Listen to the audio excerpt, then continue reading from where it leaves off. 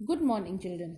Today we will study about the other regional kingdoms. The first is the Palas. Now, here in this map, you can see how they extended their empire right up to Afghanistan, Pakistan, this side Bangladesh, and all this purple. And this was the original kingdom, and then they extended it right up till here. Now, this included the territory of Bihar, Jharkhand, West Bengal, which they later extended right up to Bangladesh, East and North India, parts of Afghanistan, Pakistan, and so on. Now, this kingdom was founded by one Gopala, and Dharampal and Devpal were two powerful rulers of this dynasty. They had friendly relations with other Asian countries. They encouraged Buddhism and again revived the Nalanda University, which was in ruins. अब पाला dynasty जो थी वो originally ये थी बंगाल, बिहार, झारखंड और बिहार में. धीरे धीरे इन्होंने अपना एरिया बढ़ाया, दायरा बढ़ाया. बहुत पावरफुल किंगडम था. बांग्लादेश, ईस्ट और नॉर्थ इंडिया, नेपाल, पाकिस्तान, अफगानिस्तान तक ये पहुंच गए. इनके बाकी एशियन कंट्रीज से फ्रेंडली और अच्छे रिलेशंस थे. इनकी नेवी बहुत अच्छी थी. ये बुद्धिज़्म को मानते थे और वही इनका रिलीजन था. और इन्होंने काफ़ी विहार्स वगैरह बनाए और नालंदा यूनिवर्सिटी के लिए भी उन्होंने काफ़ी डोनेट किया. बाद में इनको जब मुस्लिम इन्वेडर्स आए तो उनसे ये हार गए. फिर आए Gurjar Pratiharas. Gurjars Pratiharas were ruling here in Gujarat and parts of Rajasthan. And the most famous ruler was Raja Bhoj. Raja Bhoj was the most famous ruler. He conquered Kannauj because we studied how important Kannauj was. Mahendrapal was another powerful ruler. They were also defeated by Mahmud of Ghazni. Now हम लोगों ने अभी पढ़ा कि गुजर प्रतिहाराज के सबसे great ruler थे राजा भोज और उनके बेटे महेंद्रपाल. महेंद्रपाल भी बहुत पावरफुल थे और इन्होंने कन्नौज पर भी जीते थे. और बाद में महमूद ऑफ गजनी ने इनको हराया था. और राजा भोज जो थे वो विष्णु के पुजारी थे. फिर हम आते हैं डेक्कन पेनिनसुला में towards south India. The region between Narmada and the Godavari river. Here you can C the region between the Narmada and that region includes Maharashtra and Madhya Pradesh, Andhra Pradesh, Karnataka and Odisha. This region is known as the Deccan region.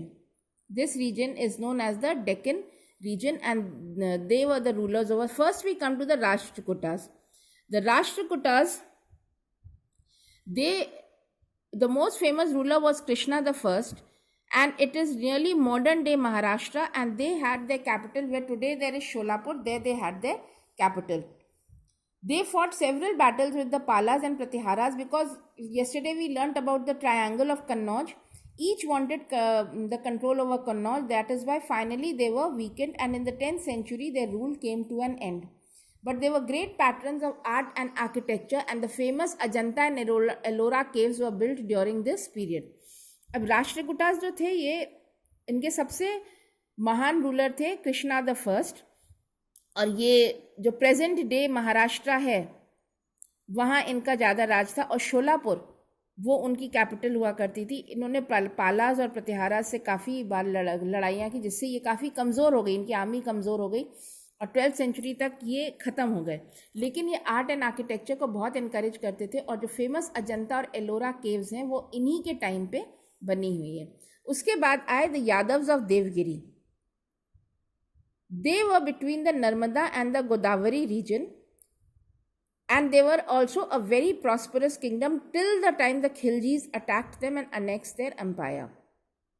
Devgiri के जो यादव्स थे ये भी बहुत powerful थे 12th century में. और गोदावरी और नर्मदा रीजन में के बीच में इनका छोटा सा राज्य था. बाद में इनको खिलजीज ने इनको भी हराया था. Then came the Chalukyas of Kalyani. These Chalukyas were very good rulers. They were able administrators.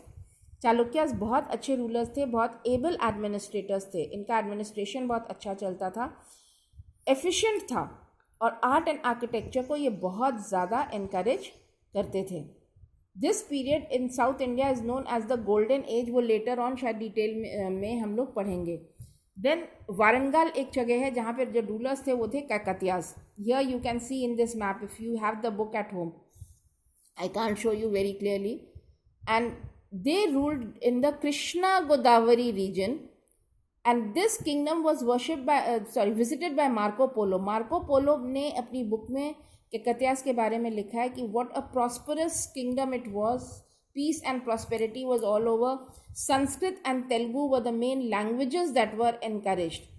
And later on, they were also conquered by the Delhi Sultans. Then came the Hoshalas of Dwar Samudra. This region is modern day Karnataka. अभी जो कर्नाटक का state है वो द्वार समुद्र कहलाता था और वहाँ हौशालास का राज्य चलता था.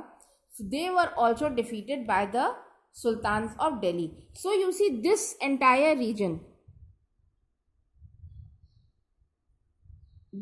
these kingdoms, they were all independent, prosperous rulers, but later on, due to infighting and all, these rulers were defeated by the rulers of the Delhi Sultanate.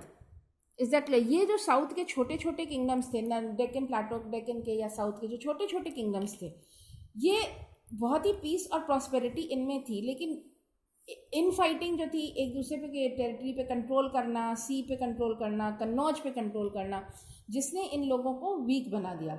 Finally जब जो दिल्ली सल्तनत का जब राजा है, जब ये दिल्ली के मुगलों के पहले वाला जो दौर था, उन लोगों ने अटैक करके इन किंगडम्स को अपने अधीन में कर लिया and it ended their rule.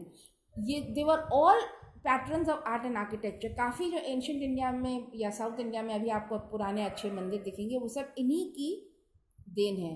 They encourage art, architecture and literature, which later on we will study in this book. Is that clear? Thank you.